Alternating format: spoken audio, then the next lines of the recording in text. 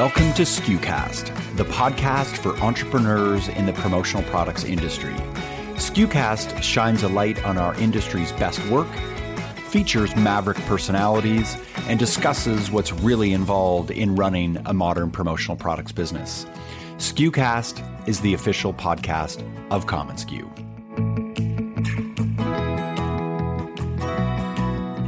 How do we break down big, audacious goals? Well, if there's anyone who would know, it's Tom Rauen. Tom's an ultra runner, someone who runs 50, 100-mile races just for the challenge of it. Tom is the founder and CEO of 1-800 T-shirts and Envision custom screen printing and embroidery, an Inc. 5000 company. Tom is also the co-founder of Dimensional Brewing Company, a micro-brewery in Dubuque, Iowa. And he served on many notable boards and nonprofits, including a foundation Tom and his wife Amanda started, the Rauen Family Foundation, with a mission to giving back to the community. Now, this coming September, Tom is competing in the World Series of Ultra Running in Italy. And it's the biggest, most competitive race in the world at Mont Blanc, the highest mountain in the Alps in Western Europe, located on the French-Italian border. It's 106 miles and 33,000 feet of climb. Created in 2003, the race known as the UTMB is the most mythical and prestigious trail running race in the world. So if anyone would know about how to take big, audacious goals and break them down into manageable tasks that help you overcome Herculean feats, it's Tom. Now, we started a new written series at community.commonsku.com about scaling a multi-million-dollar business. And as part of this series, I wanted to interview Tom and ask him about his experience implementing EOS, the entrepreneurial operating system created by Gino Wickman, highlighted in his book, Traction. EOS has been named by many leading brands in the COMMONSKU community, so I wanted to know more from the implementers themselves. Today's episode is brought to you by COMMONSKU, the work-from-anywhere platform that powers your connected workflow, enabling you to process more orders and dramatically grow your sales. To learn more, visit commonsku.com. Now, here's Tom Rauen, and we begin our discussion with my question about how he first learned about EOS and how he implements it in his business. Here's Tom. When did you first start reading and decide to implement that for your business? Probably 4 years ago. It's been an evolution, that's for sure. So we started off using a spreadsheet to measure our rocks and keep track of everything. When you say measure our rocks, what do you mean by that? Basically, there's three things that you're setting up, and you have an issues list. So you're putting down all the issues that you have a to-do list. And so some of those issues get turned into to-dos. And then the bigger issues or to-dos get turned into rocks, which are the big goals and bigger things that you have to get done that you're probably not going to get done in an afternoon type of thing. Yeah. And we look at those in every department. We've got it broken down on sales, creative, screen printing, embroidery. And then I think we have one that's just a general overall admin or type of thing. And then, so those are department level things. And then we have company-wide, and we break that down into 90-day segments. And we say, all right, for the next 90 days, what are these big things? If we can knock over these big dominoes or crush these big rocks, what's going to actually move the needle forward in our business? And sometimes we look at our day, and if we look back at what we did for the day or for the week, the day-to-day stuff that we're doing with our customers are always transactional. It's getting this order done, getting the artwork approved, whatever. The big things when you're working on the business, those are transformational. So those are pushing the business forward. Those are changing. Like I said, I like to call it big dominoes, because you knock one over and it's going to be a ripple effect on the impact that it's going to make on all the transactional things that are happening. And so we just break those down 90 days for each thing, whether it's an issue, a to-do list, or a rock. We put a deadline and say, all right, when is this going to be due, and how is this getting done, or who is doing it? So we assign it to somebody. And that doesn't always mean it's internally, where if we don't have the time or the resources, we look at that rock or even the to-do and say, okay, do we have to outsource this to an agency or to somebody else? Or what does that look like? So then we've got our list. we've got timeline when we expect it to be done, and then we know who's responsible for it, or if we've got to hire someone to help get that thing accomplished. So is the rocks are your big projects? Are there a finite number of rocks? Yeah, typically 3 to 5. Okay, 3 to 5. And since you're an ultra runner, by the way, do you have something on your horizon that you're going to be doing in the upcoming year or so? Yes. Is this a trick question, or do you know? No, I'm curious. Want to know? I'm always fascinated by your ultra running lifestyle and how it meshes with business. Yes. So I entered the lottery and I got accepted into UTMB, which is Ultra Trail Mont Blanc, and that is the World Series of ultra running, which is the biggest and most competitive ultra race in the world. Wow. Congratulations, my friend. Wow. Yeah, I was not expecting. I qualified last year at Western States and entered the lottery, and I was not expecting it. So when I got the email saying that I was accepted, I was totally blown away. I was surprised, but then also I had that oh shit moment. Oh gosh, this is a big one. Now the work begins. And you get that email like the week after Christmas when, you've been eating junk food and sleeping all man. So it's going to be, when is it? Yeah. It's September 1st. Okay. So I've got plenty of time to train, and it's an absolute beautiful area. So it starts in Chamonix, France. We'll run like probably the first, 15 miles, and then enter into Italy, and it goes through Cormier, Italy. And then once we get through Italy, it'll circle up into Switzerland a little bit, and then around the Mont Blanc Massif and back into France to finish in the same spot. So it's kind of just like how many miles? 106 miles and 33,000 feet of climb. Whoa.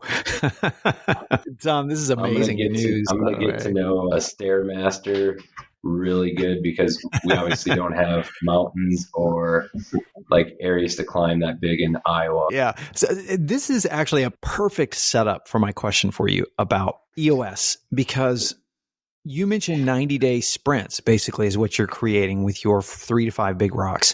And I'm curious how you think, as an ultra runner, you have this 106-mile race. Many of us facing the year, like as entrepreneurs, as business leaders, whether we're sales directors, a year feels like a marathon. So a year feels like your 106-mile run, but you're breaking it down into these 90-day sprints. For you, that's really got to mean something. For the rest of us, how has that really helped you capitalize on your goals? And how does it equate to you running 106 miles? They correlate very well side by side. And so I look at it, and I can't look at, in business, I can't look at, okay, here's what we want to get done this year. It's what do we have to do this week and this month or in the next 90 days, and let those compound and stack up to what the ultimate goal is, whether it's on a 1 year or 3 year or 5 year plan. Yeah. The same goes for training. I know September 1st, I need to be ready and prepared to run the 106 miles. What I can't do is think I'm just going to go out and run even a marathon tomorrow, let alone 100 miles tomorrow. So the training starts off 5 to 8 miles at a time, and every week you just add a little bit to it. And it's broken down into different training blocks as well, where the first training block is just building up your base fitness. And then it gets into another training block segment where you're increasing your VO2 max and kind of your endurance at that point. And then the next training block will probably get a little bit more technical. I'll start running with some of the gear that I'm going to be doing, start doing some smaller races that are maybe 30 miles or 50 miler that is similar to the big one as a lead up, kind of like almost a staging moment of, okay, let's practice everything we're going to do on the big race day on similar type of trails with all the nutrition that you need, everything else. So it's just piecing all those parts together until we get to the finish line. And so whether it's running the 106 miles or in business, like it's just putting all those small pieces together, knocking over, like I said, I love knocking over those big dominoes, because that's going to like ripple affect everything else. And then in the race itself, the starting line gun goes off and go. And you're going to be in this thing for a while. You don't know what's going to happen. It's unpredictable. And you can't look at it from the start of, I've got 106 miles to go. Say, all right, I've got 5 miles to the next aid station. I need to make it the next mile. I need to make the next step. So one step at a time, 1 mile at a time, one aid station at a time. And once I break those down and I just try to get to that next mile or to the next aid station, eventually I look down at my watch and I realize I'm more than halfway to the finish line from where I started. And then it just starts going from there. So we just keep tacking it together. And even when I get to mile 80 or 90, I don't even think about all the miles I've completed or what's left. I just think, what do I got to do? What do I have to eat? And how's my body feeling for the next mile, for the next 5 miles to get to that aid station, whatever the case is. And the same goes back to, I look at our production schedule or the jobs coming through, whether it's in production or in the queue for artwork and things like that. And I always tell our staff, like, the same goes in the race. You can't look at 25 cards and 20,000 t-shirts stacked up waiting to get printed. Just think about that next order. All we got to do is focus on that next order, what we got to get done in the next hour, what you got to get done this morning, and then what we got to get accomplished for the day. Don't worry about the rest of the week or the rest of the month. We just have to tackle what's at hand right now. And so that's how once I get done with these races, I come back, I report to staff what I've learned, the challenges I've overcome mentally, more so even than physically. And then I tell them how I relate that to stuff in business. And when I put myself in those situations where I'm pushing just mentally and emotionally to every possible breaking point over a 106-mile race, things become a lot easier and simplified in business because I know that we can always push a little harder. We can find another gear. We can always just go a little deeper. This correlates so well. A lot of us in business, I did this for years as a business leader. I would say, we're going to grow by 30 or 40%. And we didn't break it down into those 90, into the next, getting to the next station or those micro goals that we're talking about. Tom, the other thing about ultra running is it's incredibly complex. There's so much going on. There's your diet and nutrition. There's the altitude. There's all of these conditions around it, just like in business. Why do you think, so my point is, it's very complex what you're doing. The run you're doing, a lot of people think it might be simple. It's incredibly complex when you throw in nutrition and everything you have to monitor and do. With business, the industry and what you do has gotten more complex as you've grown as an entrepreneur. Is that why? This is my main question I'm trying to find out. Why is EOS so important? People like you and other entrepreneurs that I respect have adopted it and really accelerated their business. Why? Why is it such an important operating system? I think just to add some, for us, it was just like getting focused. I'm a visionary all the way. Also have like squirrel. Right. Can't keep my mind focused on one thing. And I like to stay busy. I like to have multiple projects going on. I love the challenge of a rush order and a deadline, all that, and trying to see how many plates I can keep spinning at once. And this system was like, first off, when I read the book and learned the difference between a visionary and an integrator. Right. I was like, whoa, I've been trying to force myself into the integrator role and do stuff outside of my wheelhouse or comfort zone. And really, I'm a visionary, just filling in the gaps on some of that other stuff. And so when I learned that and we set up our accountability chart, it really helped say, here's the position, here's what you need to be focused on. Here are the other positions on team and the top things they need to be focused on. And so then it's the accountability, who they report to, having that structure, but then also having the structure on your to-do list, the issues, and tackling those issues, and not just, we talked about it one time, but then nothing ever got accomplished, because that can easily get away from you. Even with the system, it's not foolproof. There's still things on here where you've still got to focus and work the system. And so like I said at the beginning, we started with doing it in a spreadsheet. Then we found a software that you can load it in and helps track some of those metrics and has a dashboard and helps you assign stuff, cross it off the list, a variety of things. And we're just getting into implementing that. I think that's going to make things a lot easier as well. Okay. Thank you for answering that question about why it's been so important, because I think a big part of that is the integrator piece. Was when you recognizing your role as the visionary, that had to be somewhat liberating. Did it mean that you now realized, oh, I have to either find an integrator or a scribe or have those kinds of integrator roles around me? How did you reconcile the fact that, oh, I'm a visionary, not an integrator, but I need an integrator? And forgive my greenness, but this is why I like that I'm dumb on this topic, because I get to ask the dumb questions. Is the integrator the ops person who keeps the structure and everything going? The visionary is the one who sees where you're going and where you're going to grow to. Correct. Yeah, the integrator is COO, general manager, the operations manager, whatever you want to call it. That's the person that's taking the vision, taking the ideas, taking everything and putting it to action, getting it done, dialing it in. And they're both two very different personalities and the way they work. And I didn't know that for a long time. You just go through it and you don't know any different. And I really realized it when I started the brewery, and my partner in the brewery is an integrator. And it was amazing how I would take my vision, share that with him. He would put it into play.